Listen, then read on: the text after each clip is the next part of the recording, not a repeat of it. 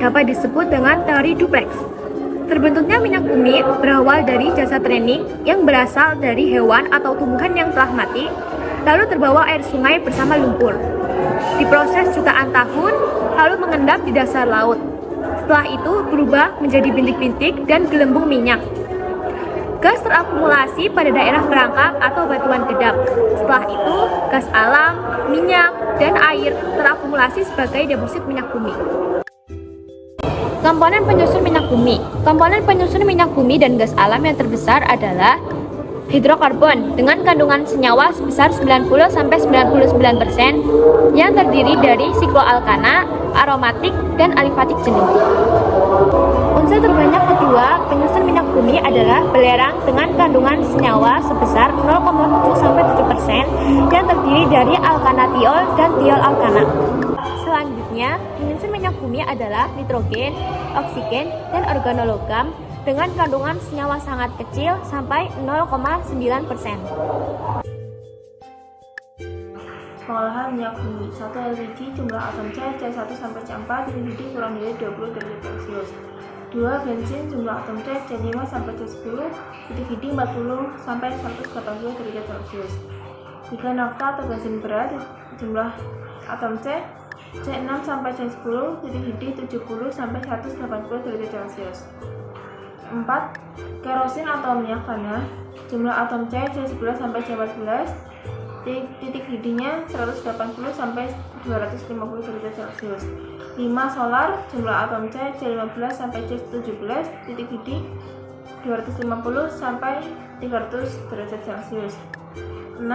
Minyak pelumas jumlah atom C18 sampai C20 titik didih 300 sampai 350 derajat Celcius.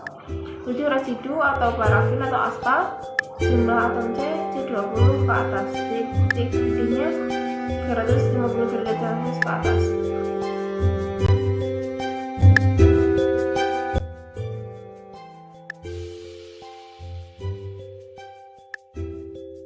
Fraksi hasil pengolahan minyak bumi. Titik didih kurang dari 20 derajat Celcius, jumlah atom C1 sampai C4 gunaannya untuk bahan bakar gas, dikenal sebagai LPG dan bahan baku pembuatan berbagai produk petrokimia. Titik didih 20 sampai 60 derajat Celcius, jumlah atomnya C5 sampai C6 gunaannya untuk petroleum ether merupakan larut non-polar digunakan sebagai cairan pembersih. Titik didih 60 sampai 100 derajat Celcius, jumlah atomnya C6 sampai C7 kegunaannya untuk glycolin atau hafta, larut non-polar dan cairan pembersih. Titik didih 40 sampai 200 derajat Celcius, jumlah atomnya C5 sampai C10 kegunaannya bensin sebagai bahan bakar minyak. Titik didih 175 sampai 325 derajat Celcius, jumlah atomnya C12 sampai C18 kegunaannya kerosin, minyak tanah, bahan bakar jet. Titik didih zat cair jumlah atomnya C20 ke atas kegunaannya untuk oli pelumas. Titik didih zat padat jumlah atomnya C20 ke atas kegunaannya untuk lilin parafin. Selanjutnya, penyusun bensin. Bensin merupakan campuran dari berbagai macam senyawa hidrokarbon. Oleh karena itu, dilakukan untuk menentukan senyawa manakah yang paling efektif sebagai membuat suatu bensin standar, yaitu bensin senyawa N-heptana dan isoktana. Bensin standar yang mengandung 100% isoktana diberi angka 100, sedangkan yang mengandung 100% N-heptana diberi angka oktan 0.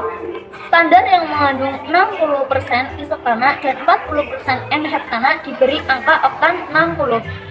Dan beberapa contoh bensin yang dijual di pasaran, misalnya Pertamina.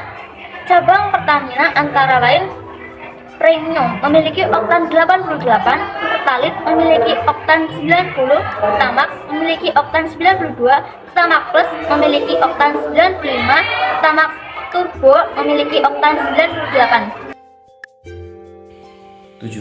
Zat anti ketuk, kegunaan dan contohnya.